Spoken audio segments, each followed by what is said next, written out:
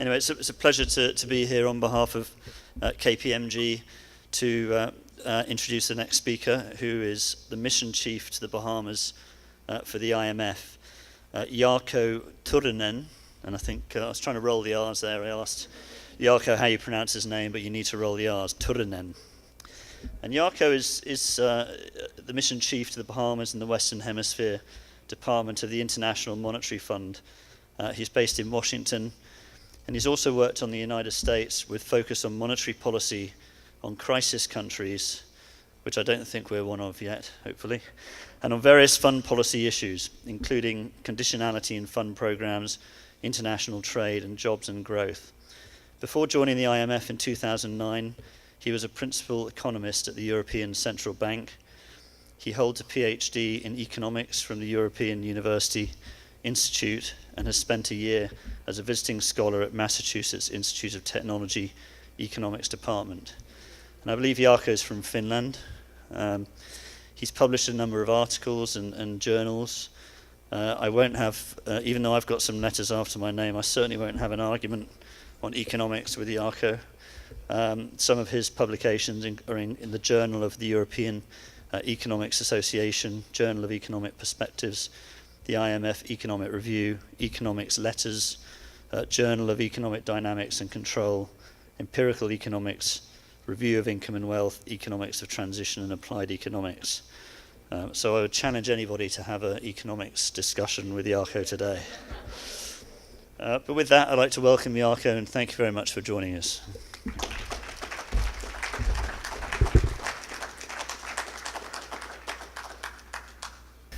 Well, thank you very much for that very kind introduction. We are here to have a discussion about economics, so I hope you do ask me questions about economics. Thank you for the Chamber of Commerce for organizing this event. We, in our visits to Nassau, regularly meet with the Chamber. Those are always very useful conversations for us about what's going on in the Bahamas, what are the right policies for the Bahamas to adopt.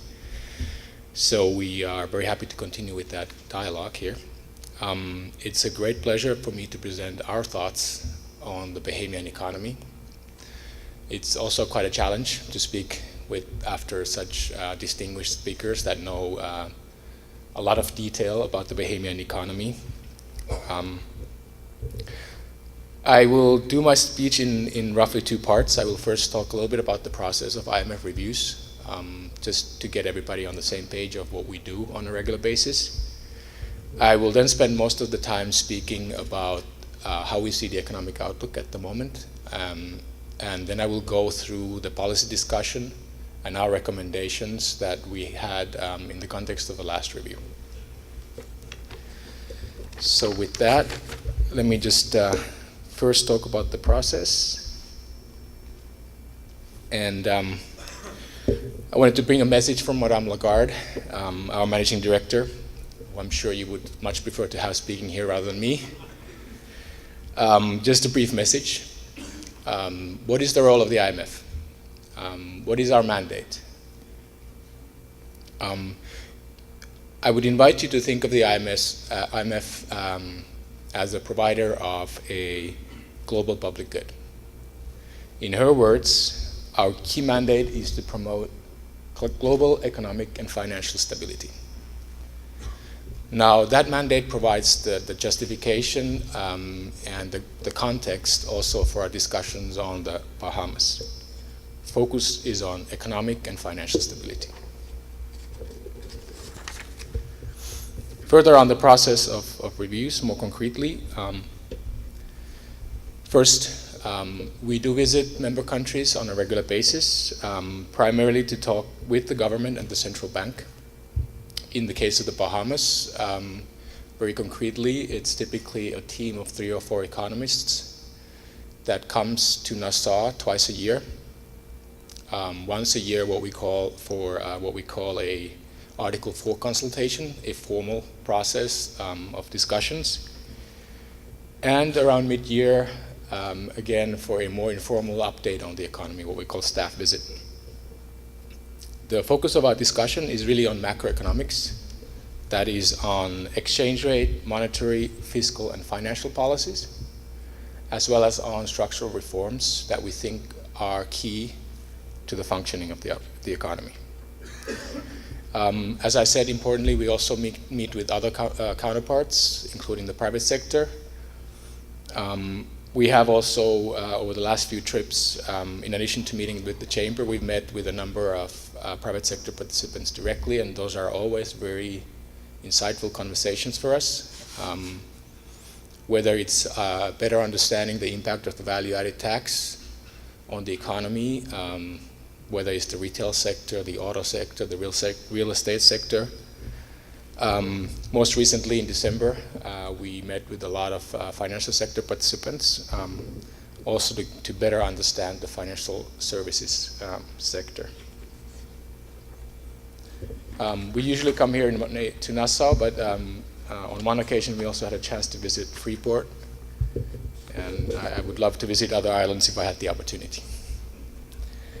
The main product, there's a little snapshot there on the left of our annual report, staff report, which we present to the IMF's executive board. You may have seen it. The report contains a discussion of the economic outlook, contains a discussion of our recommendations on policies, as well as a flavor of the discussion that we've had with the authorities.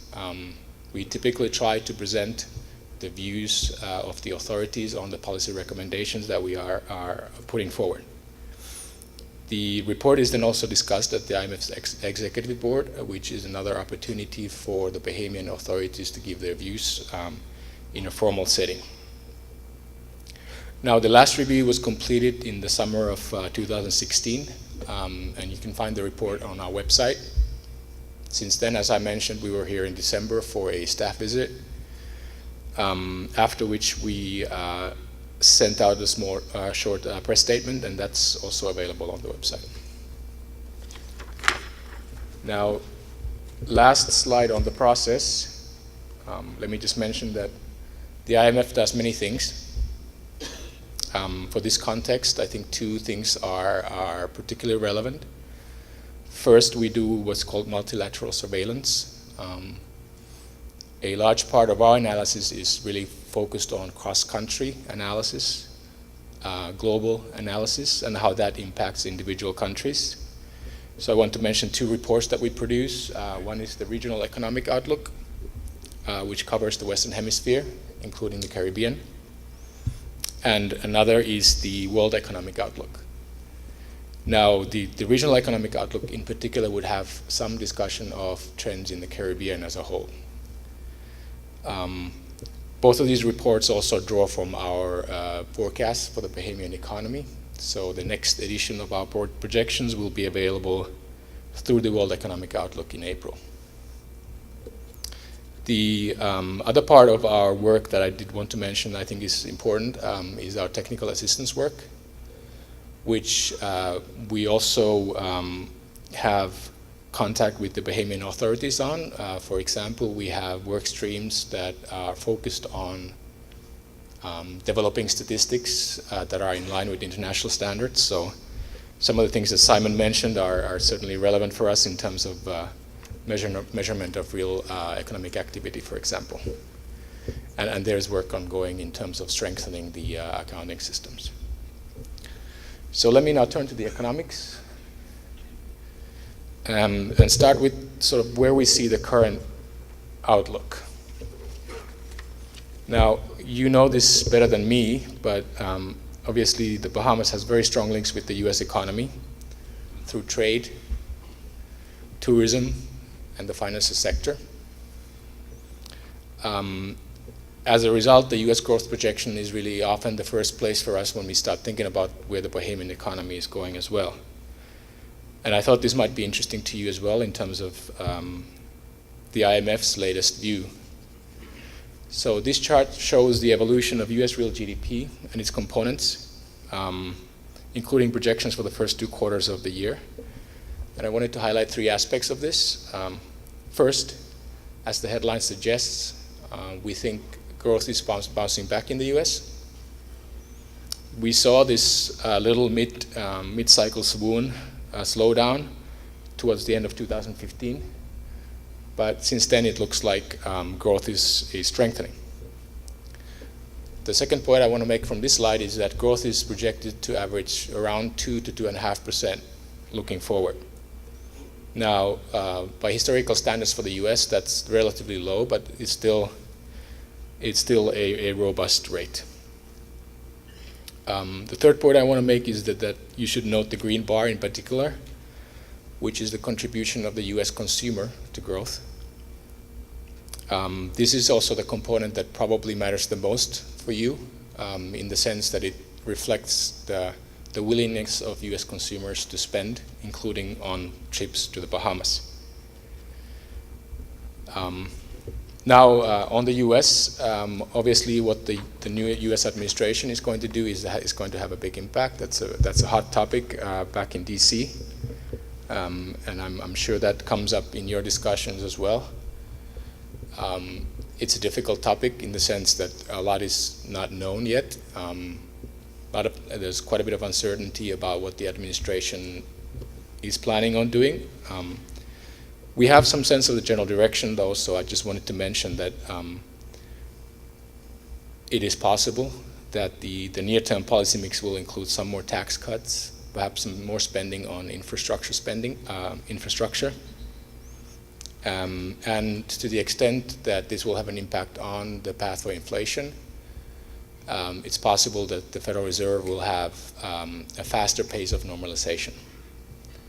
Now, these things, broadly speaking, could lead to, in a sort of an upside scenario, to somewhat stronger US growth in the near term. As I said, very uncertain. A lot we still don't know, and I think we just have to wait and see in terms of the actual policies. So how do we see US growth impacting the Bahamian economy? So what does this mean for the Bahamas? Obviously, generally speaking, stronger links, stronger growth is positive. And here I've taken two different perspectives. One on the left-hand side is an economic model perspective. This is what we call a VAR model that relates a few variables of US growth, Bahamian growth, a few other variables, and looks at the historical correlations and interprets them. So the result on the left shows that a 1 percentage point shock to US GDP results in a 2% percentage point increase in Bahamian growth. So there's quite a strong and lasting impact from impulses or changes in US growth. The second perspective is from historical data. You will see also on the right-hand side a chart with US air arrivals, US growth, and Bahamian growth. You typically tend to see a fairly strong correlation between those variables. Now, an interesting point to note, of course, is that after 2012, there seems to have been some decoupling with US growth and also with tourist arrivals with the Bahamian GDP growth. Now, also during those years, of course, we've seen that some of these trends in growth have been impacted by at least two main shocks that you know very well about. First, we also expected a growth boost from the Bahamar in not the last but the previous Article 4 consultation. That growth boost has been delayed. Now, at the moment, we see some positive signs that things are moving forward. Recent hurricanes have also had an impact. In terms of the current outlook, we see Matthew having a sort of a negative near-term impact on growth, but also some boost in terms of the construction activity that relates to the repair from the hurricane. As I said, we're in the process of updating our numbers, so I could give you our previous numbers from the World Economic Outlook from the fall. But given these shocks, let me just give you a sort of a big picture sense of where we see the outlook at the moment. We see real GDP growth gradually recovering starting this year, supported by tourist arrivals. The US growth that continues will support that. We'll also see some pickup in construction activity that we expect will support growth. This is related to both the Baha Mar and other tourism projects, but also then the hurricane-related construction. As regards Baha Mar, our assumption is that the phased opening is going to provide a boost to growth in 2018 and 2019. The boost will be gradual, in line with the phased opening, and also with the gradual process of increases in occupancy rates. In terms of the growth picture, over the next 5 years, we expect growth to moderate to about 1%, which we estimate as potential growth in the Bahamian economy. And I'll have some more to say about that later. Just 2 more points about projections. First, on fiscal. We've seen the deficit about 3.5% in the past fiscal year. This, to us, shows continued but gradual consolidation in the fiscal accounts. As to this fiscal year, Hurricane Matthew is definitely likely to have a negative impact on both the fiscal and external accounts. On the external accounts, last point, over the medium term, we do expect that, in particular, the low oil prices will keep the import bill low.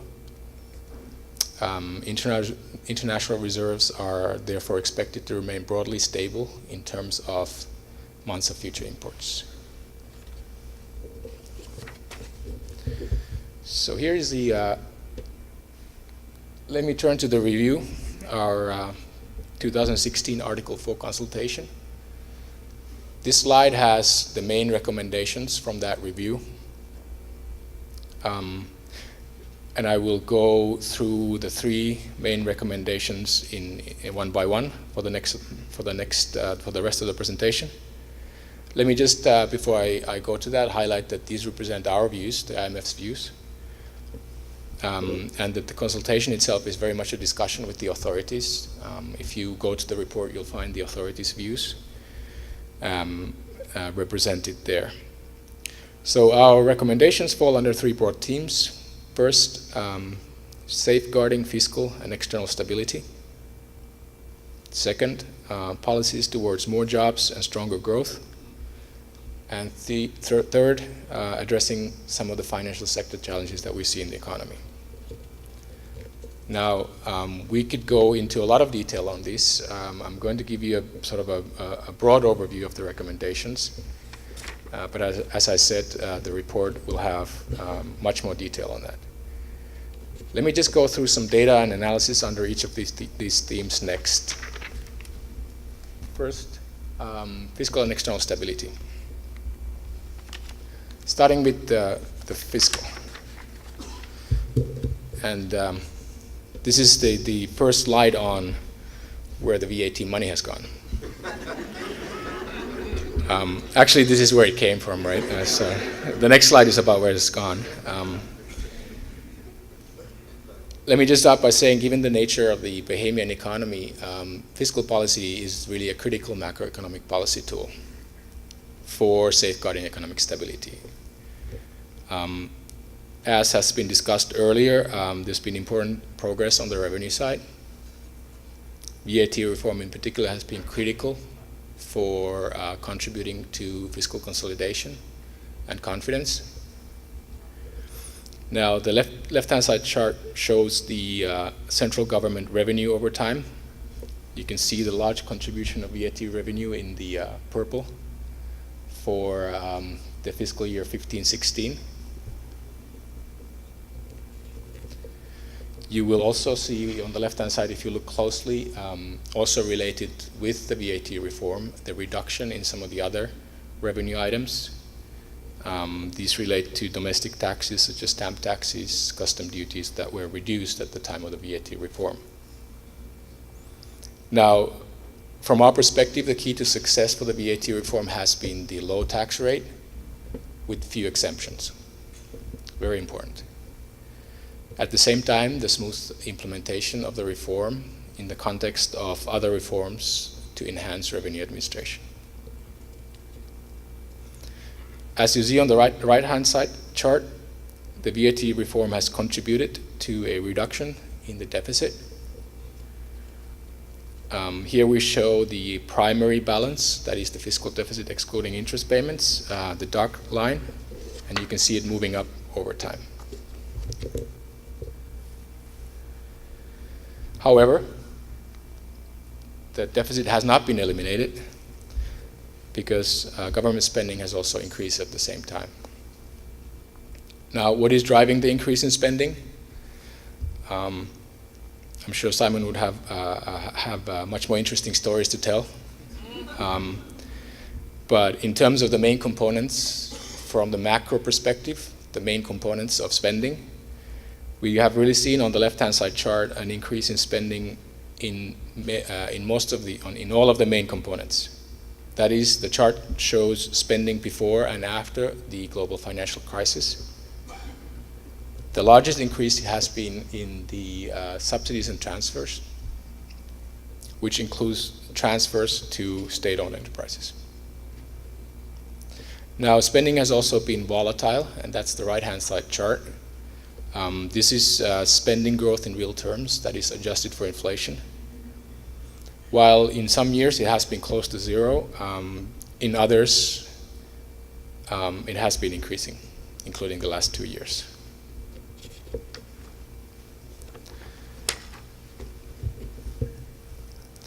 Now, what does this mean for debt sustainability? Debt sustainability analysis is really a key part of our reviews.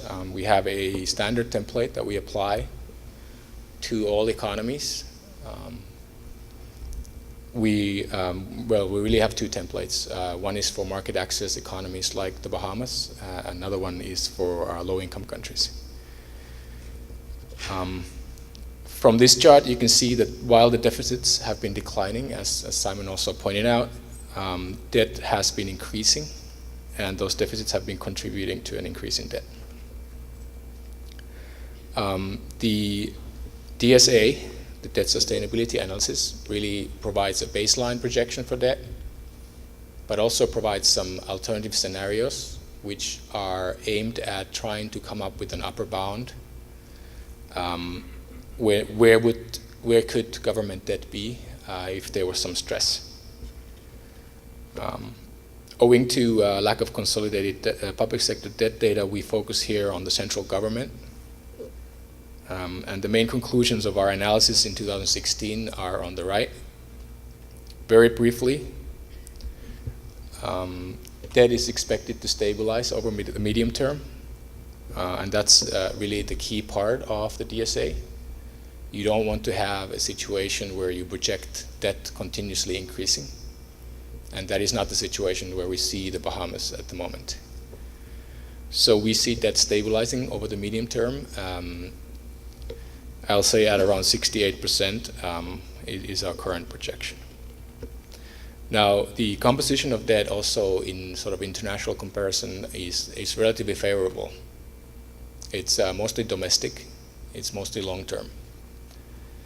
I think this is important also in the context of the ratings downgrade that Governor Rold talked about. I want to highlight one alternative scenario that we did last year, and this is before Hurricane Matthew.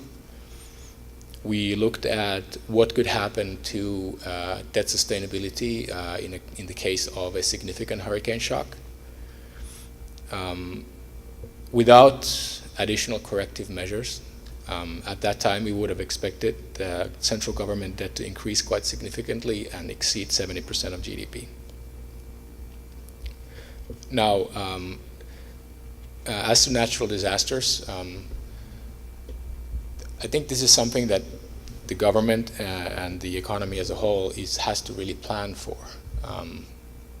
As Simon pointed out, you are in the hurricane zone, so the hurricanes will continue to happen. In that context, I think it's important to set your targets such that you anticipate these regular shocks. Now, the last point I want to make about the DSA analysis is that we also do look at the other components of debt, what we call contingent liabilities. That is the debt of outside of the central government and also the unfunded pension liabilities. Now let me just go back to our recommendations as regards safeguarding fiscal and external stability. And I didn't speak a lot about external here because most of the recommendations really are about fiscal. And again, I'd point you to the report to read a little bit more detail. In sum, and I've been repeating this all over and over again, is that continued fiscal consolidation is critical for rebuilding fiscal and external policy buffers. Some of the priorities that we see in terms of consolidation are below. As I said, there has been quite a bit of progress on the revenue side.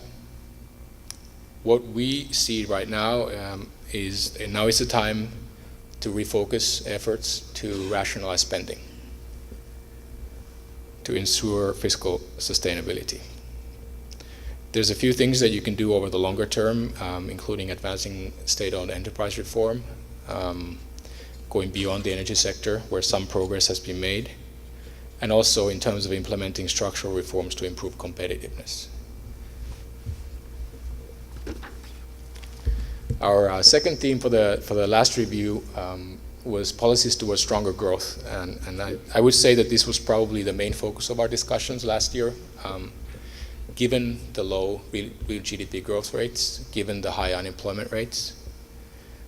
In fact, I would say that many of the issues that we see in the Bahamian economy, whether it's fiscal, whether it's financial sector, many of those issues have their roots in the fact that growth has been so low. So we did quite a bit of analysis in terms of trying to understand drivers of growth and our growth forecast. So here's some flavor of that. Real GDP growth has been weak over the past few years, negative for a few years now.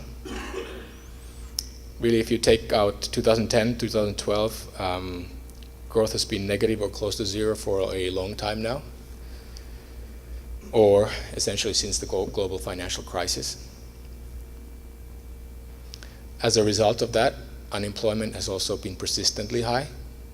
Youth unemployment has also been very high. Something that is, I think, relevant for many aspects of the Bahamian society. Reading the news on crime, for example, I think I'm reminded about the high unemployment rate for youth. Now, the most recent data, of course, suggests a small decline in 2016, which I think may be in part explained by timing of the surveys. At the same time, potential growth has declined. This is where we've done quite a bit of analysis. The chart here probably doesn't do full justice to all the things that we have done, but we used a number of different empirical methods to try to pin down potential growth. Now, potential growth is an unobserved variable. It's not something you can go and look at, but you can try to estimate it. To get at a robust estimate, we used a number of different methods. We used what's called a production function approach, which really takes the sort of factors of production, capital, labor, relates them to the observed growth, tries to account for the shares of different factors of production in your economy, and comes at the potential growth rate that way. We've also done what's called a multivariate filter analysis. This is really a fairly sophisticated econometric method. You take a small economic model. In this case, you relate, for example, output growth or the output gap to inflation and other variables, and you come up with a growth rate that is consistent with stable inflation. Now, as it happens, all those methods, including more simple sort of statistical methods, point to the same patterns in data. That is that potential growth was actually fairly high in the 2000s and high in the sort of Caribbean comparison, but has declined quite strongly. Our estimate is that potential growth is about 1% in the medium term. A little over 1%, let's say between 1 and 1.5. You can see from the methods that there's a little bit of disagreement towards the end there. So let's think of the range, 1 to 1.5. We also use the production function approach to look at the drivers of growth. really there has been a decline in all the main contributors, main factors, labor, capital.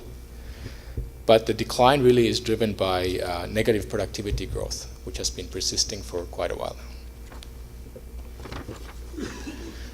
now. It's not so straightforward to go from those sort of econometric exercises to relating to sort of real economy factors to think about, well, what might be driving low productivity growth. But you can look at a few indicators that are helpful. Here's just a sample of them. Fundamentally, the low productivity growth suggests that there's some structural constraints.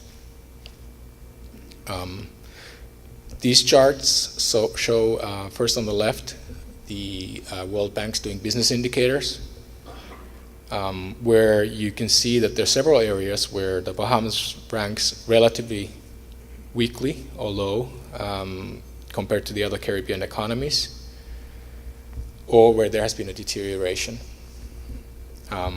Getting credit, for example, seems to have gotten quite a bit more difficult over the last 5 or 6 years. Now, the right-hand side chart shows an index that has been developed by some of my colleagues at the IMF. They call it Week at the Beach Index. And that's what it really tries to measure. It's really the cost of the hotel room, cost of meals. I think they include 2 drinks per day. So, depending on your beach experience, that may describe your sort of average cost of spending a week at the beach. You'll see on the left-hand side part of that chart that the red bars is the Caribbean. The way the chart is built is Bahamas is equal to 100, so anything above 100 is more expensive. Anything below 100 is less expensive. Now, the comparison is quite stark, and you can see how Bahamas and the Caribbean as a whole looks very expensive compared to the other destinations. Also within the Bahamas, I think it's quite difficult to see from the chart itself, but if you can just think of the 100 bar, you can see maybe 6 or 7 economies that are to the left that are more expensive than the Bahamas. Now, one caveat to this is that this is taking data in January, which is your high season, which obviously is not high season in some of the other places that are measured on the right, outside of the Caribbean. The bottom line is the Caribbean, the Bahamas look fairly expensive in this comparison. And these costs have many components, labor, energy, a number of things. So let me turn to our recommendations as regards growth. Or rather, before that, let me just say that I think there's been some good progress that has been made in the Bahamas in terms of coming up with a plan, the National Development Plan. There's some good diagnostics there. There's a broad strategy that gives you a direction for policies. And I understand that that project has also benefited from a lot of collaboration with the private sector. Now, from our perspective, that's good. That's recommendable. However, we would really, given the stark negative picture that comes out of the statistics on growth and unemployment, we would really recommend a shift towards implementing many of those policies. Based on our analysis, we've identified 3 key areas. 1, strengthening the business environment. That really comes back to the doing business indicators. 2, raising human capital and reducing skill mismatches. In many of our conversations with private sector participants, they said that, well, the education system doesn't really properly prepare the Bahamians for the jobs that are available, that the businesses themselves have to invest quite a bit on specific training. Now, that may in part be appropriate, of course, if this is very job-specific skills that you're training for, but there may be room to think of training areas that prepare students better for the work environment. The third point in terms of priority areas I want to mention is reducing costs. Energy costs is one area that is particularly relevant. Now, this is an area where I want to come back to fiscal as well. There was a question here on the impact of VAT reform on growth. Where does growth come from? Now, from our perspective, we would say consolidation, continued consolidation is a priority. However, within any consolidation plan, there's still room to think of policies or fiscal reforms that are growth-friendly. In particular, I'll mention two things. One is the fact that infrastructure spending tends to be growth-enhancing in the long term. So there's room to shift spending from current spending to more capital spending.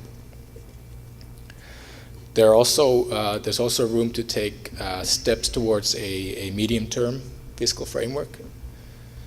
The benefit of having a medium-term fiscal framework in particular situation of shocks or crises would be that it does give you the credibility to say we can accommodate a bit of this shock this year, but look, we have a plan, we're going to execute it. Whoops.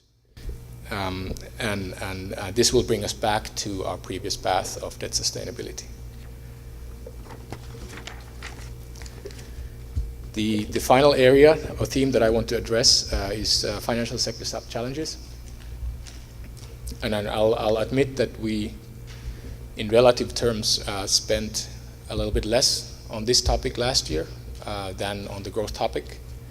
And I hope that in our forthcoming review, we will be focusing on the financial sector and the links between the macroeconomy and the financial sector quite a bit more.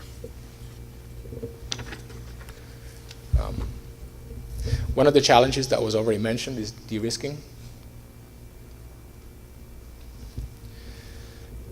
Or more specifically, the loss of correspondent banking relationships. Now, this is really a Caribbean-wide issue or even a global issue. Therefore, I wanted to show a slide here that illustrates some of the data from a Caribbean Banking Association survey, which is based on indigenous banks and how they have been impacted by de-risking. Now, most countries have been impacted, some more than others. The color coding essentially is our traffic light coding, so red implies that there has been more impact in this particular sample. Now, the Bahamas ranks probably somewhere in the middle in terms of this survey. Just a reminder, this is a survey of indigenous banks. So it doesn't cover the international banking sector, for example. But the central bank has also done a recent survey, and some of the highlights from that are, yes, indeed, several banks have lost some correspondent banking relationships. There's been some impact on the services that are provided, in particular things like wire transfers. Fees have gone up. However, I think so far the bottom line is that there has been no major disruptions. Business lines and businesses have been impacted, but as a macro impact, there has been no major disruption. There is a significant risk in the fact that several banks seem to be relying on just a very few relationships. So any further loss in CBRs, as we call them, correspondent banking relationships, would certainly be a problem. Also, the financial sector of the Bahamas is somewhat peculiar in the sense that the dominance of or important role of international banks makes that sector perhaps a particularly vulnerable to loss of relationships. Now, this is an area where we're doing quite a bit of work at the IMF. This is an area of global concern in terms of better understanding what's driving this, and also trying to find potential solutions. I think the current consensus is, and there's what we call a staff discussion note. You can go and look up correspondent banking relationships and the IMF, and you'll find it, which highlights as key drivers the post-global financial crisis macro environment, essentially low interest rates, and also regulatory reforms in many countries, including the US. Many of the issues can be traced back to profitability of banks and risk aversion by banks, and that's where the sort of search for potential solutions is ongoing.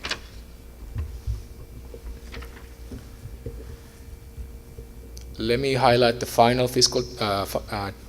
financial sector challenge, that was discussed during the last review, and this is the issue of non-performing loans that was also mentioned earlier. Now, when we look at the financial sector or the commercial banking system as a whole, we have a set of stability indicators. The sector as a whole looks very sound. In particular, capital ratios are high, liquidity ratios are high.